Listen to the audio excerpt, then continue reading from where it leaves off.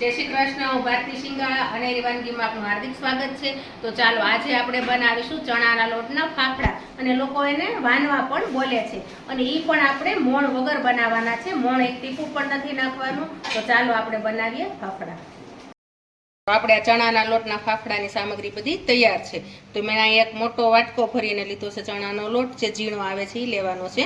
અહીં અજમા લીધા છે, 1 ચમચી મીઠું આપણે સ્વાદ પ્રમાણે, અને અહીંયા અમે કૂણવવા માટે તેલ લીધું છે. તેલ અંદર મોણ નથી નાખવાનું, એટલે મોણ વગરના ફાફડા બનાવવાના તો પણ બહુ મસ્ત બનશે.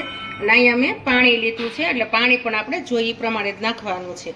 અને અહીંયા મેં એક આંક લઈ લીધો છે અને એક મેં ત્રાસ લઈ લીધો છે. તો લોટને પહેલાં આપણે ચાળી નાખવાનો છે, કારણ કે લોટ તમે લાવો ને તો એમાં ગોળી ગોળી થઈ ગયેલી આવે છે. એટલે જો તમે લોટ બાંધશો ને તો જો આ બધી ગોળી છે ને એ ભાંગશે નહીં, તો એમાં ગાંગડી રહી જશે. એટલે લોટ ચાળશો ને તો બધી ગોળી ભાંગી જશે. તો આ રીતે બધો આપણે લોટ ચાળી નાખવાનો છે. પછી આને આ રીતે હાથ ફેરવવાનો છે, એટલે બધી ગાંગડી ભાંગી જશે ને લોટ આપણો એકદમ મસ્ત રીતે ચડાઈ પણ જશે. એટલે લોટને તમારે રીતે ચાળીને પછી બાંધવાનો છે, ડાયરેક્ટ નથી બાંધવાનો. જો ચાળશો ને એટલે બધી ગોળી ભાંગી ગઈ છે, એકદમ મસ્ત લોટ આપણો થઈ જશે. તો આ રીતે હાલો હું બધો લોટને ચાળી નાખું છું. આપણો આ લોટ બધો મસ્ત રીતે ચડાઈ ગયો છે. અને આમ જોવો તો તમે વજનમાં જોવો તો 500 ગ્રામ છે, અને વાટકા પ્રમાણે હતું તો મોટી સાઈઝનો જો વાટકો હતો મારે એ ભર્યો છે, અને વજનમાં 500 ગ્રામ છે. તો હવે આપણે અજમા જે હતા એ અજમાને આપણે આ રીતે હાથમાં મસળી નાખવાના છે, એટલે એનો સ્વાદ બહુ મસ્ત આવે છે. ચોળી નાખવાના છે 2 હથેળી વડે આ રીતે. અને ફાફડામાં અજમા હોય તો જ ફાફડા સારા લાગે, અગર અજમા વગર ફાફડા ન સારા લાગે. એટલે અજમા તો તમે ખાસ કરીને નાખજો. અને આપણે આ મીઠું છે, તો મીઠું તમારે સ્વાદ પ્રમાણે નાખવાનું છે, તમારા ઘરે ખાતા હોય એ રીતે. અજમા, મીઠું અને લોટ ને પાણી, બસ એટલી જ વસ્તુ છે. આમાં બીજું કાંઈ નથી નાખવાનું. તો પણ બહુ મસ્ત ફાફડા આપણા બનશે. અને મોણ વગરના બનાવવાના છે. જો આ રીતે અજમાને મીઠું ને બેને મિક્સ કરી નાખવાનું છે પહેલાં.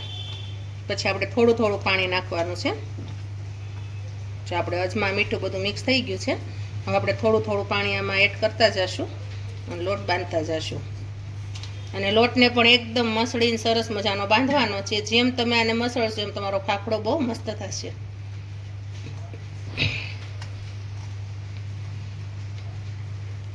અને લોટ છે ને એને કડક રાખવાનો છે, ઢીલો નથી કરવાનો.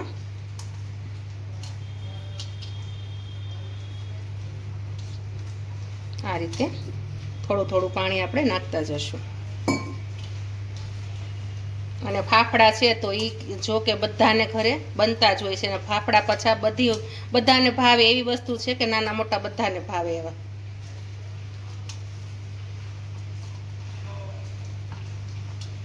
હવે થોડુંક પાણી હવે જરૂર પડશે.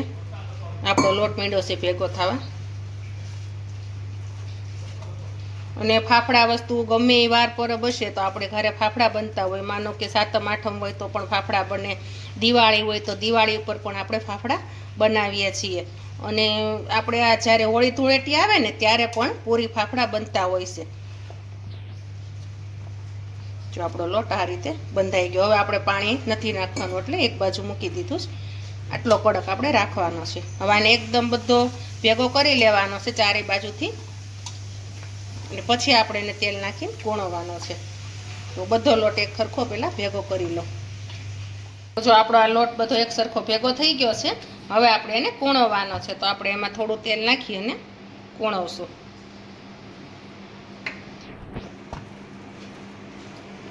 જો આટલો કડક જ રાખવાનો છે, બહુ ઢીલો પણ નથી, આટલો કડક છે. એટલે આ રીતે તમારે લોટ રાખવાનો છે. હવે આને 2 હાથે આ રીતે કૂણવી નાખવાનો છે. કૂણવવાનો વ્યવસ્થિત છે, અને 5 મિનિટ સુધી તમે કૂણવશો એટલે તમારો લોટ એકદમ માખણ જેવો થઈ જશે, અને કલર પણ બદલી જશે. જેમ કૂણવો ને એમ તમારો ફાફડો મસ્ત થશે. પછી આ રીતે આમ કૂણવવાનો છે. આ રીતે કૂણવતું જશું. પાછું થોડુંક તેલ આપણે નાખશું, એટલે એકદમ આપણે મસ્ત આપણો ફાફડો બનશે. જો આ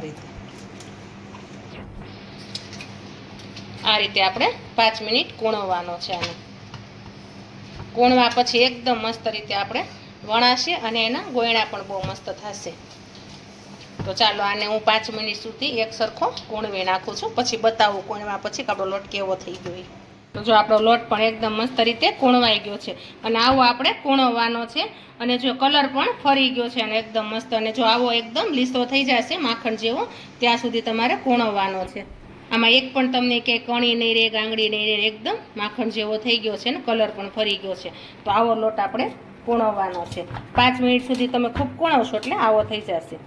હવે આપણે આને સીધા વણવાના જ છે. તો હવે આપણે આને લુવા કરવાના છે. પહેલાં તો થોડો થોડો લોટ લઈને આપણે લુવા કરશું. નાના મોટા તમારે જેવડી સાઈઝના કરવા હોય એ પ્રમાણે તમે કરજો. આ રીતે આપણે ગોયણા થઈ ગયા આવડા ગોયણા કરવાના છે. જો કેટલો મસ્ત લોટ બંધાઈ ગયો છે અને કૂણવાય એટલે બહુ મસ્ત થઈ જાય ને વણવામાં પણ તમારે એકદમ ઇઝી પડે. તો આપણે આ ગોયણા થઈ ગયા છે. આપણે એને વણવાના છે. તો અહીંયા મેં પાટલી લીધી છે, વેલણ છે અને અહીંયા આપણે અટામણ માટે ઘઉંનો લોટ લીધો છે. ઘણા લોકો ચણાનો લોટ લે છે પણ ઘઉંના લોટમાં તમે વણો એટલે એકદમ મસ્ત વણાશે અને તળાશે પણ બહુ મસ્ત. મેંદાનો પણ તમે લઈ શકો છો પણ મેંદો જો બને ત્યાં સુધી ન આપણે ખાઈએ તો સારું એટલે હું ઘઉંનો લોટ જ લઉં છું જે આપણે રોટલીનો હોય ને એ.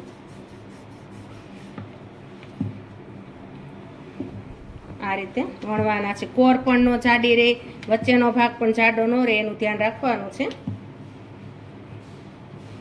અને બહુ પતલા પણ નહીં બહુ જાડા પણ નહીં એ રીતે આપણે વણવાનો છે ફાફડો. જો આપણો ફાફડો ફાટે પણ નહીં. જેમ તમે લોટને કૂણવો ને એમ તમારો ફાફડો ન ફાટે. ઘણા લોકોને ફાફડાની કોર ફાટી જાય છે પણ આમાં તમારે ક્યાંય કોર પણ નથી ફાટી, ફાફડો પણ નથી ફાટ્યો.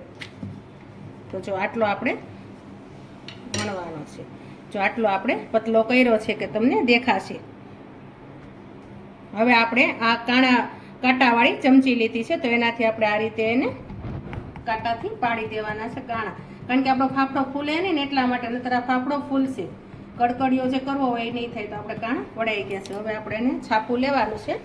છાપા પર આ રીતે સૂકવી દેવાના છે અને આને 30 મિનિટ સુધી સૂકવવા દેવાના છે અને પછી તળવાના છે. હવે આપણે બીજું ગોયણું લઈને આપણે બીજો ફાફડો પણ એ રીતે વણી નાખવાનો છે. પહેલાં બધા ફાફડા વણી નાખવાના છે પછી એને સૂકવવા દેવાના છે. સુકાઈ જાય ત્યાર પછી જ એને તળવાના છે. તો સુકાઈ જાય ને પછી તમે તળો ને એટલે ફાફડો એકદમ મસ્ત થાય અને એમાં તેલ પણ ન રહે અને તેલ બહુ પીવે પણ નહીં. મસ્ત મસ્ત રીતે વણાશે.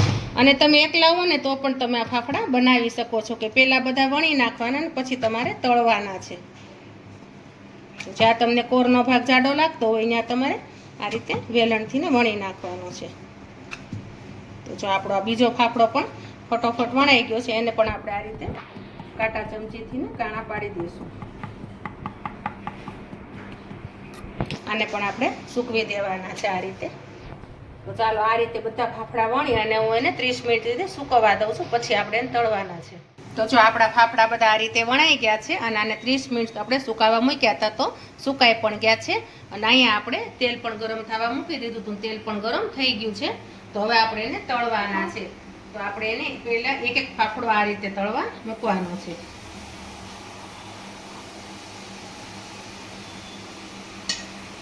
આ રીતે હવે આપણે એની બીજી બાજુ પલટાવી નાખવાનું છે. તો આપણો ફાફડો તળાઈ ગયો છે. કારણ કે આને તમારે નાખ્યા ભેગો તરત જ કાઢવો પડશે. આને બહુ નથી રહેવા દેવાનો એટલા માટે. અને સાવ આપણે તેલ નિતારવાનું હોય આને તો ચીપિયામાં લઈને આપણે આ રીતે એને નિતારવાનું છે. કારણ કે ઝારામાં તો આપણે નીતરે નહીં એટલે આ રીતે ચીપીઓ પકડીને તમે નિતારી દેજો. હવે આપણે એક વાસણ લીધું છે એમાં આપણે આ ફાફડો મૂકી દેશું. તો એ જ રીતે આપણે બીજો ફાફડો પણ તળવાનો છે. તો આ રીતે આપણે એને સીધો આ રીતે સુવડાવીને જ નાખવાનો છે એટલે તમારો ફાફડો વળશે નહીં. નહીતર આમાં વળી પણ જાય છે ફાફડા એટલા માટે. આને પણ આપણે આ રીતે તેલ એકદમ નિતારવાનું છે એટલે કાઢી લેશું. અને આ ફાફડા ઉપર તમારે જો વધુ સ્વાદ લાવવો હોય તો તમે લાલ મરચું પાવડર છે, પછી સંચળ અને આમચૂર પાવડર ત્રણેય વસ્તુ મિક્સ કરીને અને મસાલો કરીને પણ આની ગરમ ગરમ હોય ત્યારે આની પર તમે છાંટી શકો છો. તો પણ મસ્ત એનો ટેસ્ટ આવે છે. તો તમને લોકોને ભાવે તો એ મસાલો કરીને છટાય પણ આના ઉપર. અને આપણે ગુજરાતી ભાષામાં લોકો ચણાના આપણે ફાફડા બોલીએ છીએ, ચણાના લોટના. અને આમ તમે જુઓ તો આને વાનવા પણ કહેવાય છે. તો તમે બે આને વસ્તુ બોલી શકો છો. તો આપણા ફાફડા મસ્ત રીતે તળાઈ ગયા છે અને એકદમ કલર પણ મસ્ત એનો આવી ગયો છે. લાઈટ એકદમ પીળા ઉપર થઈ ગયા છે. જો આપણા ફાફડા મસ્ત રીતે તળાય છે. તો ચાલો આ જ રીતે હું બધા ફાફડાને તળી નાખું. આપણા ફાફડા બધા અહીંયા તૈયાર થઈ ગયા છે. અને આ ફાફડાને આપણે વધુ ટેસ્ટ લાવવો હોય તો આપણે આ ફાફડાને આ રીતે લેવાનું છે. અને અહીંયા મેં આ મસાલો બનાવ્યો છે. તો આ મસાલામાં મેં 1 ચમચી આમચૂર પાવડર નાખ્યો છે, 1 ચમચી મેં લાલ મરચું પાવડર નાખ્યો છે અને અડધી ચમચી મેં સંચળ પાવડર નાખ્યો છે. કારણ કે સંચળ પાવડર ઓછો નાખવાનો છે આપણામાં મીઠું નાખ્યું હોય એટલે. તો હવે આપણે આ ફાફડો એક લેતું જવાનું છે અને આ રીતે એની ઉપર મસાલો વેરતું જવાનું છે. જો વધુ સ્વાદિષ્ટ બનાવવા હોય તમારે કે છોકરાઓને ભાવે તો તમે આ રીતે મસાલો એમાં નાખશો તો છોકરાને બહુ જ ભાવશે અને એને મજા પણ આવશે. કારણ કે આમચૂર પાવડર હોય ને એટલે એને ખાટો અને એવો મીઠો સ્વાદ આવે, ખાટો અને ખારો, તો બહુ મજા આવે. સંચળ, લાલ મરચું અને આમચૂર પાવડર. તો જો વધુ તમારે સ્વાદિષ્ટ બનાવવા હોય તો તમે આ રીતે એમાં મસાલો કરીને છાંટી દેજો એટલે બહુ મસ્ત લાગશે. તો આપણા મસાલાવાળા ફાફડા તૈયાર. તો જો આપણા આ ચણાના લોટના ફાફડા તૈયાર છે. જો આપણે ગુજરાતી લોકો તો આને ફાફડા જ બોલીએ છીએ, પણ ઘણા લોકો આને વાનવા પણ કહે છે. તો જો આપણા વાનવા અને ફાફડા તૈયાર છે.